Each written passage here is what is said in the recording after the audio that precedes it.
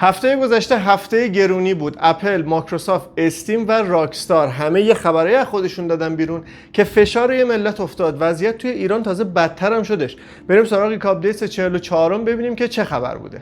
سلام رفقا، من شادانم. خیلی خوش اومدید به گیکاپدیت 44، برنامه‌ای که ما توش اخبار فناوری هفته گذشته رو با هم دیگه مرور می‌کنیم تا شما اگه احیانا تو طول هفته وقت نکردید که اخبار فناوری رو چک بکنید، اینجا بیاید در حد 20 دقیقه نیم ساعت این ویدیو رو ببینید و کامل متوجه بشید که چه اتفاقاتی افتاده. از مهمترین خبرم شروع می‌کنم که خیلی غیر منتظره بود، میشه خبر افزایش قیمت محصولات اپل که تیم کوک اومده بود توی گیکاپدیت 2 تا هفته قبل یا هفته قبل بود بهتون گفتم، گیکاپدیت 43 بود فکر کنم، که تیم کوک اومد به طور رسمی گفتش که افزایش قیمت‌ها اجتناب ناپذیره به خاطر افزایش قیمت رم. ما مجبوریم که این کار رو انجام بدیم و چهارشنبه یا پنجشنبه بودش که این اتفاق افتاد. روز تعطیل هم بودش توی ایران و یه جماعتی رو به هم ریخت دیگه. حالا جلوتر من بهتون توضیح میدم که چه اتفاقاتی افتاد. اگه توی توییتر باشید احتمالاً میدونید چیه داستان. قیمت‌ها رو من بخوام بهتون بگم، روی صفحه خودتون دارید می‌بینید قیمت‌ها رو. مکبوک نو از $599 شد $699، $100 گرون شدش.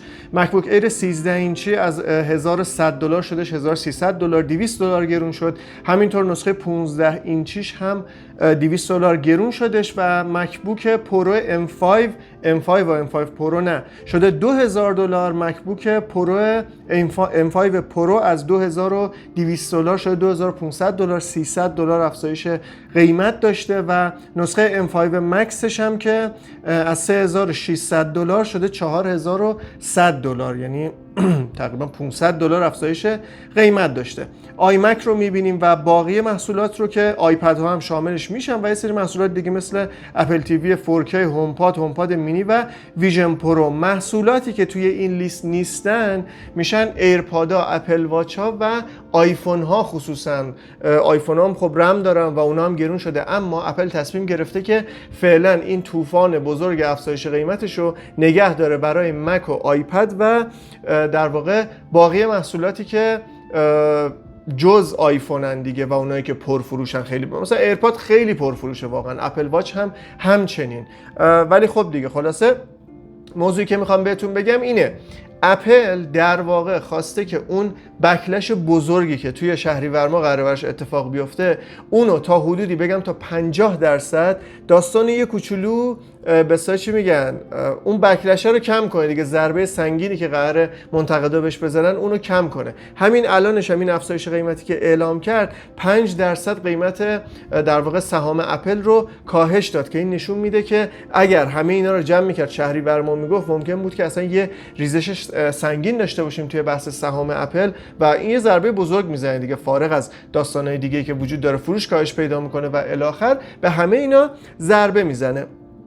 توی ایران هم موضوع یه طور متفاوتی بود. حالا قبل از اینکه بریم سراغ ایران من اینو بهتون بگم که احتمالاً آیفون 18 توی گیکاپدیت هفته گذشته بهتون گفتم که افزایش قیمت زیادی بخوره و حتی الان جدیداً دارن درباره این صحبت میکنن که شاید به $1500 برسه. فعلا خبرها ضد و نقیضه، اما چیزی که از اپل سراغ داریم و افزایش قیمتی که داریم اینجا میبینیم عموما اینطوری بوده که توی محصولات $1000 بین $200 تا $300 افزایش قیمت داشته. پس میتونیم این امید رو داشته باشیم که آیفون مثلا 18 پروی که $1000 بشه $1200 و از اون ور پرو مکسش هم که $1200 بود بشه 1500 یا $1600. به دنبال این قطعاً سامسونگ هم افزایش قیمت خواهد داشت، اجتناب ناپذیر. الان شرکت‌ها همشون رفتن توی به چی میگن لاک دفاعی و منتظرن که اپل این افزایش قیمت رو اعلام کنه تا اونام بخوان قیمتاشون رو افزایش بدن. حالا برگردیم به داستان ایران. به دنبال این افزایش قیمتی که ما داشتیم توی محصولات اپل، چون روز تعطیلم بود خیلی از فروشگاه فروششون رو همونطوری باز گذاشتن، اصلا حواسشون نبود که این خبر اومده و اینا، و یه سری رفتن خرید کردن با قیمت‌های قبلی. ولی اینا خب باید شنبه که میومدن قیمتا رو افزایش میدادن دیگه. حالا باید که نه، ولی خب عموما چون اینا از تامین کننده ها میگیرن اینطوری بود که خب تامین کننده هم قیمت رو میبرن بالا و اینا هم باید ببرن بالا که اون حاشیه سودشون رو داشته باشن و بتونن بقا داشته باشن. خلاصه یه بلبشویی شد، یه به همریزی عجیب و غریبی شد، اصلا داستان خیلی بالا گرفت. مثلا یه بنده خدایی که از افراشاپ چیز گرفته بود، مکبوک گرفته بود، توی توییتر دیگه اصلا حیثیت افراشاپو برد میشه گفتش. اومد چیکار کرد؟ گفتش که آقا من، البته این بنده خدای زرنگبازی هم کرده بود، اپل اومد قیمتو اعلام کرد، این 2 ساعت بعدش پاشد رفت از افراشاپ چیز کرد، ثبت سفارش کرد، یه مکبوک ایر M5 بود اگه اشتباه نکنم.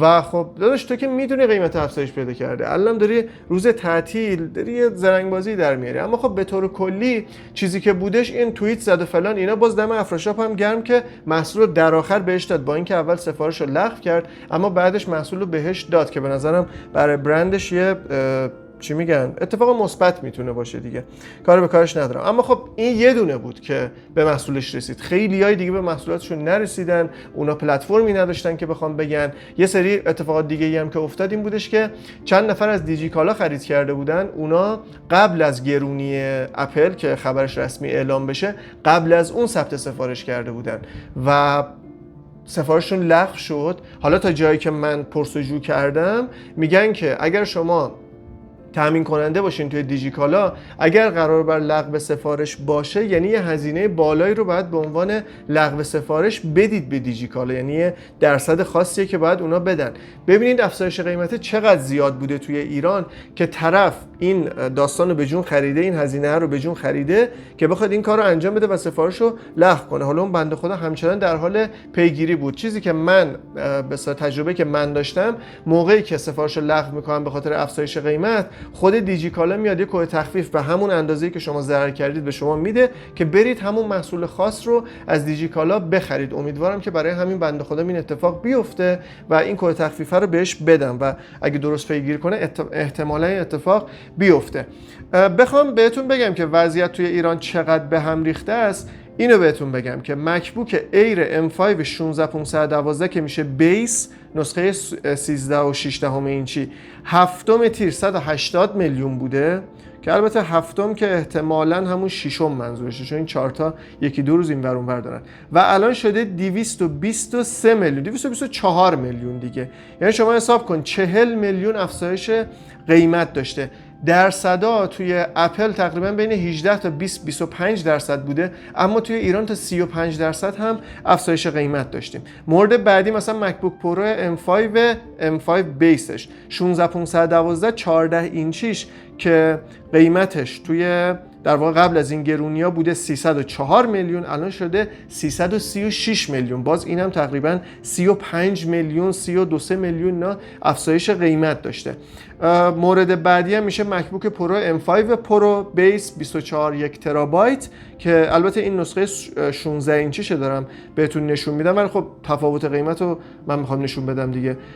459 میلیون بود شده 492 میلیون، که این در واقع به خاطر اینه که نسخه های 16 اینچی یک کوچولو کم فروشتر هم، برای همین افزایش قیمتش کمتر بوده. مکبوک پرو M5 مکس 36 2 ترابایت هم که اینم باز بیسه، نسخه 16 اینچش هفتم تیر ماه حدوداً بین 660 میلیون تا 650 میلیون اینا بوده و الان شده 700 میلیون، یعنی 50 میلیون تقریباً افزایش قیمت داشته. 706 میلیون بگم درست‌تره. اما همونطور که بهتون گفتم فقط محدود به مکبوک ها نیست و آیپد ها هم گرون شدن. مثلا یه موردی که من خودم خیلی دوستش دارم آیپد مینی نسل هفتمش که A17 پرو داره، نسخه 128 گیگش توی بازار هولوش 75-80 تومن بودش بسته به اون رنگی که داره و اینجا هم دارید میبینید دیگه دیجیکالا هم حدوداً 82 تومن داشت میفروخت و این شده 103 میلیون، یعنی 20 خورده میلیون افزایش قیمت داشته. ایران دیگه. حالا نکته جالبی که بخوام بهتون بگم اینه، هنوزم که هنوزه الانی که من دارم این ویدیو رو ضبط میکنم، آمازون هنوز افزایش قیمت نداده محصولات اپل رو. سایت اپل قیمتا رو برده بالا ولی آمازون هنوز قیمتا رو نبرده بالا و چه بسا اینکه یه سریاشم الان تخفیف خورده. من نمیدونم چه جوریه که توی ایران انقدر عجله دارن که قیمتا رو ببرن بالا. اینم نکته عجیبیه که متاسفانه چون ما توی ایرانیم خب دستمونم به هیچ جا بند نیست دیگه. یارو راحت مثلا از یه هفته قبل شما ثبت سفارش کردید، پولتون رو چیز میکنه، متحمل ضررتون میکنه. خلاصه که ایران واقعا جای عجیبیه. بریم سراغ خبر بعدی که میشه درباره آیفون 18. آیفون 18 رو تا همین چند روز پیش میگفتن که احتمالاً رم 12 گیگابایتی داشته باشه، اما مینگ چی کو اومده که از این افشا کننده های معروف دنیای اپل اومده گفته که نه آقا این خبرا نیست، به خاطر اینکه اپل بتونه قیمت آیفون ها رو کنترل کنه و از این بحران رم یه جورایی نجات پیدا کنه بگیم و متحمل افزایش هزینه زیاد نشه توی آیفون ها، آیفون 18 رو با تراشه A20 احتمالاً با رم 9 گیگابایتی بده بیرون و نه 8 گیگ نه 12 گیگ، 9 گیگابایت. حالا نکته عجیب اینه که اپل اینتلیجنسی که اپل توی همین WWDC معرفیش کرده و همون سری ای آی جدید خودش گفته که 12 گیگابایت حداقل رم داره، برای اینکه اون نسخه تاپ تیرش رو بخوای استفاده کنی ازش لذت ببری 12 گیگ رم میخواد. اما چیزی که ما الان داریم میبینیم 9 گیگه. این 1 گیگ چجوری میتونه باعث بشه که اپل اینتلیجنس آیا اجرا میشه روی آیفون 18 یا نه رو باید صبر کنیم که ببینیم چیکار میکنه اپل. واقعا من نمیدونم 1 گیگ چیه اینجا اضافه کرده، خب اما 8 گیگ بده بیرون دیگه. حالا خلاصه که این اتفاق افتاده. توییت مینگ چی کو هم دارید اینجا میبینید که حالا فارغ از اینکه یه توضیحاتی درباره iOS 27 داده، گفته که آیفونایی که لوور اند ترن میشه آیفون 18 و آیفون 18 ای که در واقع نیمه اول سال 2027 اینا عرضه میشن. اینو توی گیک آپدیت قبلی بهتون گفتم که توی شهریور ما نمیبینیم این محصولات رو. میگه که این تراشه A20 دارن این محصولات و از رم 9 گیگابایتی استفاده میکنن که میشه 6 تا دای 1.5 گیگابایتی، برخلاف مدل‌های قبلی که 8 گیگ بود و 4 تا دای 2 گیگابایتی داشت توی A19. و خب به نظرم اتفاق عجیبیه، یه انتخاب عجیبیه از سمت اپل. بریم سراغ خبر بعدی، میشه افزایش قیمت محصولات مایکروسافت، که محصولات که بگیم ایکس باکس دیگه. ایکس باکس رو مایکروسافت گرون کرد و ایکس باکس سری اس 512 گیگابایت از $400 شده $500. ایکس باکس سری اس 3-4 ماه پیش یا قبل از جنگ دیگه، خلاصه این زمان واقعا دستم در رفته، چند ماه میشه، قبل از جنگ مایکروسافت تقریبا بین 50 تا $70 گرون کرده بود ایکس باکس رو. الان دوباره $350 بود کردش $400. الان دوباره سری اس میشه $500. ایکس باکس سری اس 1 ترابایتی هم از $450 میشه $600. 150 گیگابایت $150 افزایش قیمت خورده. سری ایکس 1 ترابایتی دیجیتالی هم از $600 میشه $750 مجددا $150 و $150 بعدی هم میشه ایکس باکس سری ایکس 1 ترابایت نسخه دیسک خورش که از 650 شده $800. و نکته اینه که کنسول ایکس باکس سری ایکس 2 ترابایتی که بهش میگفتن گلکسی بلک یه همچین چیزی اسم داشت، اونم دیگه کلا تولید نمیشه، مثل اینکه صرف اقتصادی دیگه برای مایکروسافت نداشته و کلا گذاشتتش کنار. حالا به دنبال این داستان افزایش قیمت، خب مایکروسافت که همین الان افزایش قیمت داده، اما سونی توی سال 2026 2 بار افزایش قیمت داده دیگه پلی استیشنو. و این داستان اینطوری شده که 2026 که نه، یعنی از زمانی که پلی استیشن معرفی شده 2 بار قیمتشو افزایش داده. توی 1.5 سال گذشته این اتفاق افتاده و الان PS5 پرو رسیده به یه کنسول $900، یعنی $100 با $1000 فاصله داره. شاید بگیم که دلیل اصلی هم که مایکروسافت نرفت سراغ کنسول میان نسلی شاید همین باشه که قیمتش بالا در میاد. و الان اتفاقی که افتاده، سونی از این افزایش قیمتی ضربه بزرگ خورده و اینطوریه که در واقع توی آمریکا فروشی که سونی توی آمریکا تجربه میکرد تقریباً 43% افت سالانه داشته، سال به سال یا همون یر اوور یر، و 58% هم کلی فروشش کاهش پیدا کرده و این یه عدد بزرگه. میگن که توی 25 سال اخیر این کاهش فروش بی سابقه بوده و میشه گفتش که سونی موتوریا پوست منو کن. بابا این سی جی رو ممنوع اعلام کنید تو این مملکت، روانیمون کردن اینا به خدا. الله اکبر. سونی یه ضربه بزرگ از این افزایش رم خورده و قیمتاش رفته بالا و میشه گفتش که دیگه هیچ کنسول فروشی، کسایی که دارن کنسول میفروشن، کنسولو داره با ضرر نمیده دیگه، اصلا اون سیاست جواب نمیده، نمیصرفه براشون که بخوان کنسولو با ضرر بدن و روی مثلا بازی‌ها و سرویس‌ها بخوان جبران کنن. این وسط استیم دک هم که این همه ما توی گیک آپدیتس‌های اخیر بهتون گفتم که توی یک آپدیت‌های اخیر بهتون گفتم که استیم ماشین اصلا امکان نداره زیر $1000 در بیاد، به خاطر اینکه هم تیراژ تولیدیش پایین‌تره، تعداد چیپایی که سفارش میده، تعداد ماژولای رمی که سفارش میده همشون کمتره دیگه، توی ابعاد کوچیک‌تر، برای همین نمیتونه پایین‌تر از $1000 داشته باشه و همه پیش بینی کننده ها هم داشتن همینو میگفتن. الان قیمتش در اومده و قیمتش $1050 بدون کنترلر. شما اگه کنترلر رو بذارید روش میشه $1128 و اگه این نسخه 512 گیگابایتشه، اگه 2 ترابایت هم بخواید میشه $1350 بدون کنترلر و با کنترلر میشه $1428 و اینم قیمتش در اومده استیم ماشین، که به نظرم یه دیساپوینتمنت میشه برای طرفدارانش، ناامیدی بزرگ میشه، به خاطر اینکه طرفدارش اینطوری بودن که یه کنسول $700-800 در میاد و میصرفه که ما این کار رو انجام بدیم. اما خب کسایی که میرن دنبال استیم ماشین، به نظرم توی در واقع پادکست بینوشا هم با امین و علی نشسته بودیم صحبت کردیم، لینکش رو این بالا میذارم اونم ببینید، مفصل درباره این داستانا صحبت کردیم. کسی که میره سراغ استیم ماشین به نظرم کسی که یه لایبرری گنده از بازیای استیم رو داره و دوست داره که حالا وقتی مثلا از اتاقش در اومد نشست توی حال جلوی تلویزیون و اینا، دست رو برداشت روشن کرد، تلویزیون خودش روشن شه، خودکار سویچ کنه روی کنسول در واقع سورسش رو و شروع کنه به بازی کردن. یعنی یه چیز تو مایه های همون بحث پلاگ اند پلی اون صحبته، بشینه شروع کنه به بازی کردن. منتها این که بخواد $1000 برای همچین چیزی هزینه کنه، من به نظرم بعیده، یعنی فروشش احتمالاً ضعیف باشه. و بریم سراغ خبر بعدی که میشه GTA 6. حالا تو دنیای گیم هستیم، من GTA 6 رو بهتون بگم، بعد بریم سراغ IBM که یه اتفاق عجیب غریبی رقم زده. GTA 6 خب این داستانش در اومد دیگه، $80 برای، یعنی $10 بالاتر از عرف بازی های دنیا، $80 واسه نسخه استاندارد و التیمیت ادیشنش $100 که یه سری اسکین ها، یه سری شاید اسلحه ها، شاید اسکین اسلحه ها، شاید حتی ساید میشن، لباس فلان اینا برای نسخه التیمیت باشه که سوقتون بده برید التیمیتش رو بگیرید. اما چیزی که میخوام بهتون بگم مثلا این نیستش که دنیا ترکو همه داشتن دربارش صحبت میکردن این روزا. توی تصویر دارید میبینید دیگه، میگه که توی همون 3 روز اولی که راکستار باز کرد پری اوردرش رو، فروش GTA 40 میلیون نسخه بوده. 40 میلیون نفر پری اوردر کردن GTA 6 رو. اصلا مگه داریم؟ مگه میشه؟ و این اتفاق باعث شده که $3 میلیارد برای راکستار درآمدزایی بشه. $3 میلیارد توی 3 روز.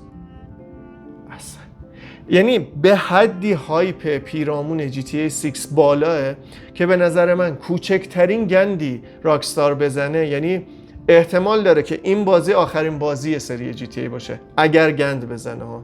جدی دارم میگم، انقدر میتونه که این شمشیر دولبه باشه. چون همین اتفاق ما واسه سایبرپانک هم دیدیم و دیدیم که چجوری از عرش به فرش رسید، هرچند که دوباره با اون آپدیت هایی که داد و احترام به کامیونیتی خودشو دوباره به اون عرشه رسوند. منتها خب یکی از بدترین لانچ های تاریخ گیمو داشت دیگه، ما هیچ بازی نداشتیم انقدر افتضاح باشه روز عرضه. خلاصه که البته اینم بهتون بگم این الان میشه گفتش که در حد شایعه است. چرا؟ به خاطر اینکه این سایت و در واقع سورسایی که این خبر رو منتشر کردن چندان قابل اعتماد نیستن. اینکه 40 میلیون نفر همین الان GTA خریده باشن خیلی عدد بزرگی، اصلا میشه گفت رکوردها رو فرسنگ‌ها جابجا میکنه و من شک دارم که تا سالها کسی بخواد بتونه اصلا به این عدد برسه مگر اینکه خود راکستار باشه. باید ببینیم که این خبر تکذیب میشه یا نه، یا رسانه‌های بزرگ کارش میکنن یا نه. تا الان که هیچ رسانه بزرگی درباره این خبر صحبت نکرده، پس تا الان صرفاً در حد شایعه ببینیدش، اما بعید هم نیستش که به واقعیت تبدیل بشه. توی خبر بعدی میریم سراغ IBM که آقای IBM اولین چیپ زیر 1 نانومتر جهان رو معرفی کرد که میشه، اگه بخوایم دقیق تر شما اینجا صحبت بکنیم، اینجا براتون نوشته دیگه که میشه 0.7 نانومتر یا 7 آنگستروم، که آنگستروم در واقع میشه یکای اندازه‌گیری، در واقع چی میگن؟ مسافت میگن، چی میگن؟ زیر نانومتر، از نانومتر بیان پایین تر میشه آنگستروم. که آقای IBM اومده، IBM تراشه ساز نیست، در واقع میاد یه چیت شیت تور درست میکنه برای شرکت‌ها و در واقع توسعه دهنده‌هایی که میخوان این تراشه رو تولید بکنن و بهشون یاد میده. یه میشه گفت کلاس آنلاین انگاری، بهشون میگه میخواید تولید کنید اینطوری تولید کنید. خلاصه که اومده و اینجا دارید میبینید دیگه که این ترانزیستورها توی چه ابعادی‌ان و چجوری روی هم کاشته شدن. خیلی جالبه که اینجا ما الان داریم میبینیم که 3 تا ترانزیستور روی هم قرار گرفته و 3 تا گیت رو ما داریم اینجا میبینیم. در واقع میشه گفتش که ترانزیستورها زیر 1 نانومتری نیستن به خاطر چگالی بالاتر و اینکه در واقع توی هر قسمت برای یعنی به جای هر ترانزیستور 3 تا ترانزیستور داره استفاده میشه. به خاطر همین میشه محاسباتشون بر اساس همون چگالی اینطوری میشه که زیر 1 نانومتر میشه. و نکته بعدی که بخوام بهتون بگم اینه که ببینید شاید چیزی که ما داریم در ظاهر میبینید، نگاه کنید دیگه، 15 تا ردیف اتم سیلیکون داره و 15 تا اتم دیگه، اصلا یه چیز عجیب و غریبیه. و اینکه شما بتونی توی یه چنین شرایطی کنترل کنی که جریان لیک نداشته باشه، جریان قطع و وصل نشه، نمیدونم، و به طور کلی پردازش نهایی رو تحت تاثیر قرار نده، به نظر من که اصلا من کیم که بخوام درباره این صحبت کنم، ولی دارم میگم که خیلی اتفاق بزرگی، یعنی یه تکنولوژی کرکوپرریزونه.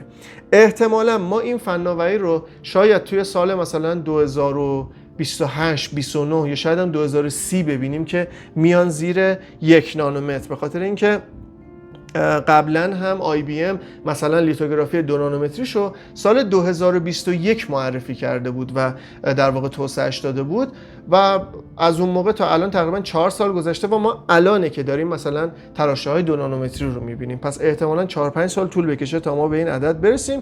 فعلا که IBM به این فناوری و به این مایلستون به اصطلاح دست پیدا کرده دیگه.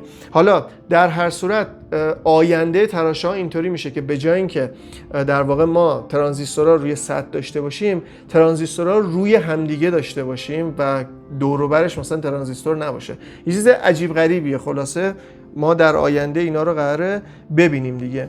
بریم سراغ سامسونگ که از UFS 5 رونمایی کرده که میشه یکی از سریع‌ترین چیپ‌های حافظه دنیای موبایل که احتمالاً هم توی گلکسی S27 ما اینو ببینیم. اینطور که دارید توی این جدول که سم موبایل گذاشته میبینید، خوندن ترتیبی UFS 4.1 4.3 گیگابایت بر ثانیه بود و نوشتن ترتیبیش هم باز 4.3 گیگابایت بر ثانیه. اما UFS 5 رو دارید میبینید که 2.223 برابر شده و رسیده به نزدیک 11 گیگابایت بر ثانیه.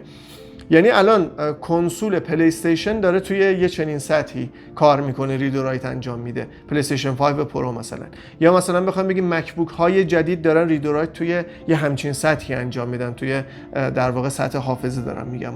و نکته بعدی هم که خیلی باز مهمتره اینه که سامسونگ توی در واقع صفحه اختصاصی UFS 5 گفته که علاوه بر اینکه سرعتش رفته بالا، تا 40% هم مصرف انرژی پایین‌تر داره که این میتونه کمک کنه که عمر باتری گوشی هم کمی افزایش پیدا کنه، هرچند که اونقدر چشمگیر نیستا، ولی خب میتونه به این داستان کمک کنه. از طرفی 16.7% هم ابعاد کوچیک‌تری داره که ابعاد کوچیک‌تر میتونه فضا رو برای کامپوننت‌های دیگه باز کنه، میتونه واسه قسمت‌های سخت افزاری دیگه باز کنه تا بتونن مثلا باتری بزرگتری جا بدن، تا بتونن برد PCB رو کوچیک‌تر بکنن که میگم در نتیجه اون باتری بزرگتر میشه، چه میدونم اسپیکرها میتونه بزرگتر باشه، موتور در واقع انجین ویبره، در واقع نمیتونستم جمله‌شو بسازم، موتور ویبره بهتر میتونن بذارن روش و کلی کار دیگه میتونن انجام بدن دیگه، و حتی سنسورهای دوربین پیشرفته تر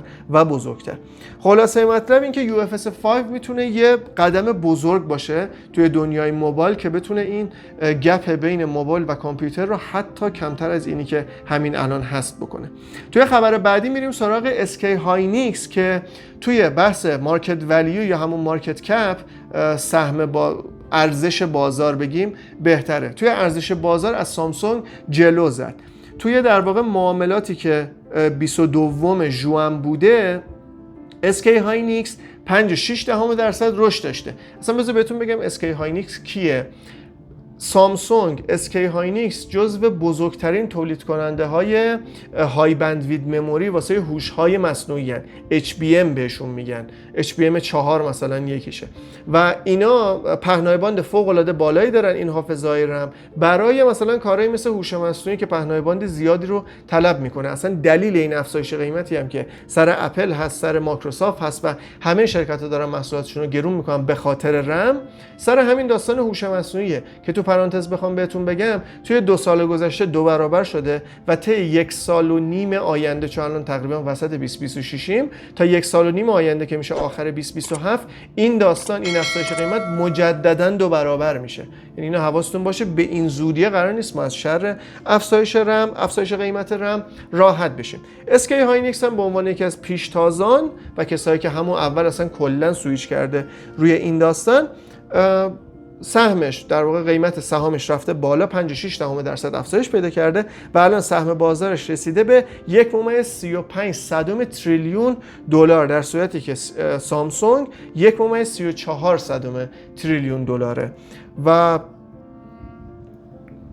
پشمیزونه دیگه که این هوش مصنوعی شده یه چوب 2 سرنجس نمیشه گفت، واسه ما شده، بعد همون چوبه شده برای شرکت هایی که دارن این محصولات رو تولید میکنن، انویدیا، نمیدونم سامسونگ، اسکی هاینیکس و الی آخر، برای اینا شده یه اتفاق خوب و همشون دارن سودای عجیب و غریب و گنده میکنن که مثلا کارمندای سامسونگ داشتن اعتراض میکردن، میگفتن داداش چی میگن، دوندگیش با ما بوده، دهن ما سرویس شده، واحد تولید تراشه تو مثلا رشد کرده و این صحبت ها، یه سود عجیب و غریبی زدی به جیب، حالا کل سودو میخوای تو برداری، خواهی ذره‌ش هم بده به ما. که خلاصه که حالا سامسونگ گفته که من چیز میکنم، سودو به شما هم میدم. منتها الان اسکی هاینیکس از سامسونگ زده جلو و شده ارزشمندترین شرکت کره جنوبی. بگیم دمش گرم، نمیدونم بالا چی، پوست ما رو این هوش مصنوعی کن. من نمیدونم چه موج عجیبی بود این هوش مصنوعی، همه جوره داره بهمون ضربه میزنه. الان یه سری از شرکت‌ها هستن تو همین ایران خودمونا، آدمای واقعی رو دارن میندازن بیرون، متخصصای واقعی رو دارن میندازن بیرون، جاش چی گذاشتن؟ ایجنت چت جی پی تی گذاشتن، جمنای گذاشتن و داره کارا رو انجام میده. شرکت‌هایی که هم من میدونم کیان، هم شما میدونید که کیان و چیان. بریم سراغ خبر بعدی که میشه گفتش یه خبر سمیه. متا اومده چیکار کرده؟ توی تصویر دارید میبینید، با همکاری کایلی جنر، همکاری رو چرا اینطوری گفتن؟ اینطوری گفتم. با همکاری کایلی جنر اومده عینک‌های متاشو، عینک‌های واقعیت افزوده خودشو اومده آپدیت کرده و جالبه که شما اگه با این عینک صحبت بکنید که مثلا با هوش مصنوعی و اینا، با صدای کایلی جنر بهتون جواب میده. خیلی اتفاق عجیبیه. ببینید you ask Kylie answers، شما میپرسی کایلی جواب میده. چرا باید اینو بخری نمیدونم. شروع قیمتش هم $400، چیز سمیه و اون در واقع برندینگ ریبن هم نداره دیگه، برای همین قیمتش کمی پایین تره. حالا چرا اصلا این خبره رو گذاشتم، این خبر سمی رو؟ به خاطر اینکه کانترپوینت اومده گزارش در واقع منتشر کرده و گفته که دنیای عینک‌های به اصطلاح واقعیت افزوده و واقعیت مجازی و هدست های واقعیت افزوده و XR و AR و فلان و اینا چه وضعیتی دارن. میگه که VR ها، هدست های VR 17% کاهش در واقع شیپمنت داشتن، کاهش عرضه داشتن، 17% کاهش پیدا کرده.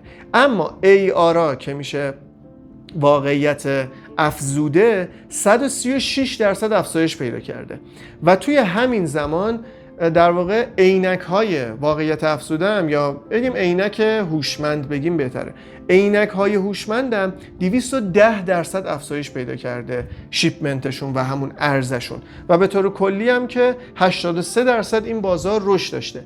این بازار رشد داشته، همیشه هم گنده بوده، اما خب همین الان در نهایت مثلا میرسه به 4.5 میلیون فروش و اونقدر بازار بزرگی نیستش، اما نشون میده که چقدر عینک‌های هوشمند برای مردم جذابتره کانسپتشون نسبت به هدست که دیدیم دیگه ویژن و نمیدونم سامسونگ که اصلا نیومده میشه گفت شکست خورد، اصلا هیچ آمار ارقام ازش نیومد و هیچ بررسی درست درمونی هم ازش نیومد. من نمیدونم کجاست برای سامسونگ یه جو ویژن پرو گرفتتش، خواست یه خودی نشون بده. اما خلاصه که هدست به نظر من الان 1-2 ساله که واقعا دیگه بازارش مرده و الان عینکاست که بازار جذابی دارن و منم عینک‌ها رو خیلی دوست دارم.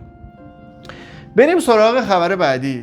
آقا مایکروسافت دوباره یه گندایی زده بهتون بگم.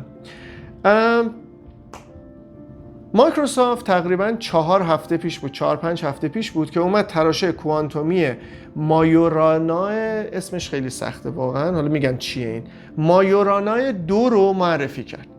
ماجورانا 1 خودش جنجالی بود و مایکروسافت اومد گفتش که مثلا من با کیوبیت های پایین‌تر تونستم مثلا به خروجی بهتر و پایدارتر از مثلا مایکروسافت میگفت من 8 تا کیوبیت توی این دارم، 10 تا کیوبیت دارم، بعد آی بی ام مثلا میومد میگفت من 1100 تا کیوبیت دارم. هر چقدر تعداد کیوبیت ها بره بالاتر خروجی که بهت میده پایدارتره. البته به فاکتورهای دیگه هم به اصطلاح میگن بستگی داره ها. مثلا یکی از فاکتورها اینه که در واقع مدت زمانی که هر کیوبیت میتونه حالت خودش رو حفظ کنه به اون هم بستگی داره، که مثلا مایکروسافت گفته این ماجورانا 2 رسیده به 20 ثانیه، خیلی مثلا ادعای بزرگیه این داستان. و حالا اومد این ماجورانا 2 رو معرفی کرد و گفتش که آقا این تاپ لیدینگه و ما به جای اینکه نمیدونم بیایم از هزاران هسته کیوبیت استفاده کنیم، از هزاران کیوبیت استفاده کنیم، اومدیم از 8 تا 10 تا استفاده کردیم، به خاطر همین پایدارتره، بهتره و اومدیم از نانو ذرات یا شبه نانو ذرات بگم بهتره ماجورانا توش استفاده کردیم مثل نسل قبلی که الان پایدارتر شده، بهتر شده و از مواد جدید هم توش استفاده کردیم که در واقع لرزش، نمیدونم تغییر دما و این داستانا توی خروجیش تغییر ایجاد نکنه، یعنی اینطوری پایدارتر باشه. حالا یه بنده خدایی، من تو چشم نمیدونم چی رفته، یه بنده خدایی اومده توی در واقع ژورنال یا همون مجله معتبره که توی زمینه علمی خیلی مجله معروف و معتبریه، نیچر، اومده یه مقاله منتشر کرده. آقای چی بود اسمش؟ هنری لگ اومد این داستان رو منتشر کرد، گفت آقای مایکروسافت شما اصلا چیزایی که ادعا کردی چرت و پرته و با توجه به این چیزی که خودت گفتی، یعنی میگه مایکروسافت اومده دستچین شده یه سری از موارد گزارش رو توی گزارش نهاییش حذف کرده، اما داده خامی که برای ما کسایی که به اصطلاح میتونن ریسرچ انجام بدن برای ما آپلود کرده، اون داده ها رو پاک نکرده و من رفتم دیدم که یه سری خطاهای زیاد داره، یه سری نویزای خیلی زیاد داره این در واقع کیوبیت های ماجورانا و نمیتونه یه همچین خروجی پایداری بده و در نهایت این اتفاق میفته که میگه مایکروسافت توی همون گزارش میگه مایکروسافت نه چند دهه بلکه قرنها با ساخت یک تراشه کوانتومی فاصله داره و این خیلی میتونه به ضرر مایکروسافت باشه، خصوصا اینکه توی این ریس بزرگی که بین در واقع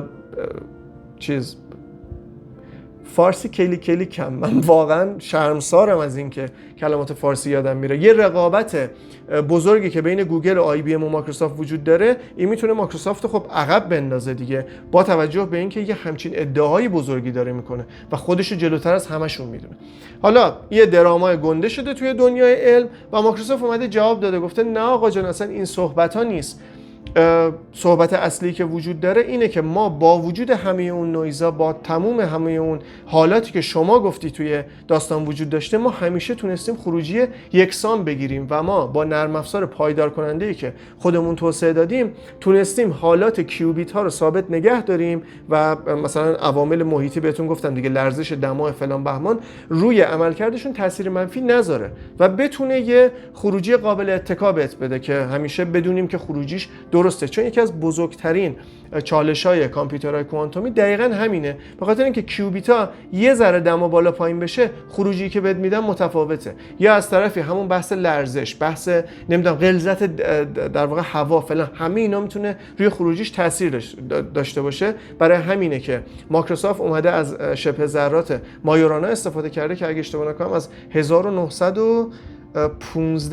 اون حدودا کشفش کرده بودن، به عنوان یکی از ارکانهای کامپیوترهای کوانتومی همون موقع مطرحش کرده بودن که بعد موند و مایکروسافت اومد به عنوان یکی از در واقع توسعه دهنده‌های اصلیش اومد استفاده کرد واسه کامپیوترهای کوانتومی و گفتش که نه، اینطوری کیوبیت ها پایدارتر میشن. حالا خلاصه که مایکروسافت هم اومده جواب داده، اما ما هنوز نمیدونیم که آیا مایکروسافت داره راست میگه یا نه دروغ میگه. این بود از داستان مایکروسافت و تراشه جنجالی مایورانا 2 که این ظاهر تراشه هم دارید میبینید دیگه. خیلی ادعای مایکروسافت گنده است واقعا. و بریم سراغ خبر آخر. خبر آخر درباره اوپن ای آی و هوش مصنوعی که پوست ما رو کنده با افزایش قیمت. اوپن ای آی اومده از جی پی تی 56 رونمایی کرده که تاپ تیرش میشه سول، یه رده متوسطش میشه در واقع ترا و مدل لونا هم میشه اون مدل پایینیه که هم سریع‌تره و هم مقرون به صرفه تره. در واقع لونا میشه عین جی پی تی 5.5 منتها با نصف قیمت اون داره کار میکنه. برای کسایی که API میگیرن از اوپن ای آی میتونه کم هزینه تر باشه به اصطلاح. اما مورد اصلی اینه که وقتی اوپن ای آی اینو معرفی کرد داد بیرون، سریعاً دولت آمریکا اومد گفتش که داداش چی رو معرفی کردی؟ اینو یکی این که باید محدود کنی ارزشو و بذاری واسه چند تا شرکت خاص، و این که تو اصلا باید 30 روز قبلتر، الان هنوز این داستان تصویب نشده ولی دولت آمریکا صفر روی اینه که آقا 30 روز قبلتر تو باید به من اجازه بدی که اون مدلی که میخوای معرفی کنی رو من بررسی کنم که ببینم که برای ما به اصطلاح چی میگن تبعات داره یا نه. مثلا مثل همون بحث میتوس آنتروپیک دیگه که انقدر مدل خفنی بود که کاخ سفید گفتش که داداش این بیفته دست مثلا چین، خب پوست همه رو میکنه، اونقدر حملات سایبری به ما میشه که دیگه نمیتونیم جلوی هیچ چیزی رو بگیریم و این برای امنیت دنیا خطرناکه. این زودتر باید بدیم ما بررسیش کنیم ببینیم چه خبره توی این. بعد حالا یه سری داستانا داشت آنتروپیک، نمیدونم داستانشو کار نده. الان اوپن ای آی در واقع سم آلتمن گفته که آقا اوکی من الان محدود میکنم جی پی تی 5 و 6 رو، منتها قرار نیستش که این تبدیل به یه چیز روتین بشه که شما هر وقت ما میایم یه مدلی معرفی میکنیم بگی پاس کن ما بررسیش کنیم و بعد عرضه عمومیش کن یا بیا مثلا محدودش کن الکن بل کن. حالا تو این جی پی تی 5 و 6 هم دقیقاً مثل مدل آنتروپیک همون میتوس اینطوریه که توی زمینه در واقع امنیت سایبری یه توانایی خیلی بالایی داره و میشه گفتش که در سطح میتوس داره ظاهر میشه. البته چینیام یه چیزی معرفی کردن و من درباره اون چندان نخوندم. چینیام یه چیزی معرفی کردن و میشه گفتش که توی یه سری از پارامترها حتی از میتوس آنتروپیک هم بهتره. چین چجوری تونسته به همچین چیزی برسه خدا میدونه. و آره دیگه اوپن ای الان شاکیه، میگه داشت چه وضعی، شما هرچی میاد معرفی میکنیم تو میگی دست نگهدار، آنتروپیک میاد معرفی میکنه تو میگی دست نگهدار. اینطوری که نمیشه، ما میخوایم کار کنیم. اما به طور کلی اوپن ای آی الان میشه گفتش که اهدافش شیفت کرده، اهدافش رو عوض کرده و اینطوریه که به جای اینکه بیا تون مدل جدید معرفی کنه که توی این سالهای گذشته دیدیم دیگه، به جای اینکه بیا تون در واقع مدل معرفی کنه روی عملکردشون داره کار میکنه که فارغ از این که توی چه زمانی دارن میان بیرون، البته قاعدتاً یه اجبار زمانی براشون وجود داره.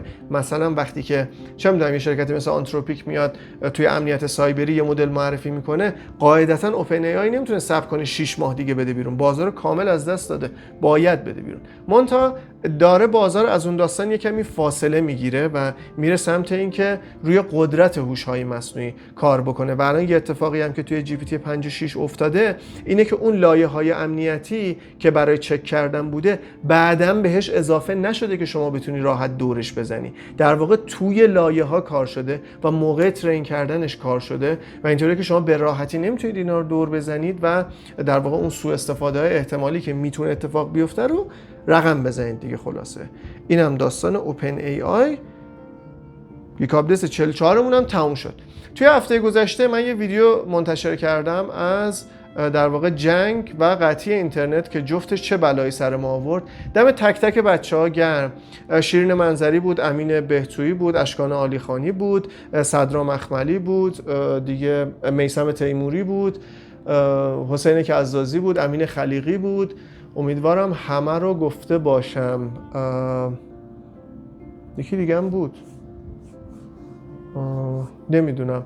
آره این ویدیو رو من ساختم صرفا برای اینکه توی این ویدیو کامل توضیح دادم که دوست ندارم یادمون بره که چه بلایی واقعا سر اومد، با چه چیزایی دست و پنجه نرم کردیم. اگه اون ویدیو رو ندیدید پیشنهاد میکنم که حتما ببینید ویدیوشو. برای من خیلی ارزشمند بود که همه این آدما رو دوره هم جمع کردم تا بتونیم یه خروجی درستابی و تاثیرگذار داشته باشیم توی این شرایطی که عموما اکثر افراد درباره موضوع قطع اینترنت و فلان اینا سکوت کردن و الان همشون هم یه جورایی میشه گفتش که منافع دارن و جرئت ندارن که دربارش صحبت بکنن. اما خب من خواستم که این اتفاق بیفته. نمیگم من کار عجیب غریبی کردم و نه، اصلا نمیخوام حالت شعارگونه بشه، ولی خب من به اصطلاح میگن تمام سعیمو کردم که تو این حالت خفقانی که وجود داره و هیچ حرفی نمیشه زد، یه حرفایی رو بزنیم و اونجا بمونه، مردم هم بدونن که چه اتفاقاتی افتاده. یه سری برنامه‌های دیگه هم داشتم که دوست داشتم بسازم، اونقدر محدودیت وجود داره توی حرف زدن. الان اینطوریه که واقعا یه چیزی میگی میان میگیرن میبرنت. واقعا محدودیت خیلی زیاد وجود داره. احتمال وجود داشت که نه برای خودم، با اون کسی که می‌خواستم باش مصاحبه بکنم مشکل ایجاد بشه، بیان خیر اون بنده خدا رو بگم. برای همین اون پروژه رو اصلا کنسل کردم. بحث وضعیت اینترنت بود که الان ما توی چه در واقع استیجی از اینترنت هستیم، چند درصد دسترسی داریم، چند درصد نداریم، چند درصد بلک لیستیم، چند درصد وایت لیستیم. خواستم به عنوان آپدیت اینا رو بهتون بدم. یه نظرسنجی هم توی کانالم گذاشته بودم که 3 تا ویدیو داشتم، نمیدونستم کدوم اول بذارم. اون سر جاشه ها، ما اون 3 تا رو تدوین نشده داشتم و الان هنوزم که هنوزه در حین تدوین همون ویدیو هم که اونا دیگه استپ بای استپ به همون ترتیبی که توی اون نظرسنجی شما گفتید منتشر میشه. الانم که گیگ آپدیت رو در میاد، احتمالاً بعد این گیگ آپدیت اون ویدیو هوش مصنوعی لوکال روی گوشی منتشر بشه. دمتون گرم، مرسی که تا اینجای ویدیو با من بودید. تا اینجای گیگ آپدیت 44 با من بودید. راههای حمایت از منو که بهتون گفتم دیگه، توی کپشن لینک هستش، سوپر تانکس خود یوتیوب هستش. میتونید به اصطلاح چی میگن این ویدیو رو شیر بکنید، لایک و شیر و هایپ کردن ویدیو اینا خیلی مهمه. مدت زمانی که ویدیو رو میبینید و اینکه برای من کامنت تایم استمپ دار بذارید، یعنی مثلا همین الان میخواید چیزی کامنت دارید میذارید، اون تایم استمپش هم بزنید که به الگوریتم یوتیوب بگید که من دارم درباره این قسمت ویدیو صحبت میکنم. این خیلی کمک میکنه که در واقع الگوریتم فکر کنه که این ویدیو به درد بخوره و برای مخاطبش مفید بوده. در طول ویدیو هم میتونید باز کامنت بذارید، خیلی کمک میکنه که در واقع این ویدیو به افراد بیشتری نشون داده بشه که مستقیما خب دارید از من حمایت میکنید دیگه. خیلی خیلی زیاد دمتون گرم، خیلی دوستتون دارم. تا ویدیو دیگه، تا یک آپدیت دیگه، تا ویدیو آموزشی دیگه فلان بهمان. آها راستی بهم پیشنهادم بدید که چه ویدیویی دوست دارین براتون بسازم. دمتون گرم، تا ویدیو دیگه، قربون شما.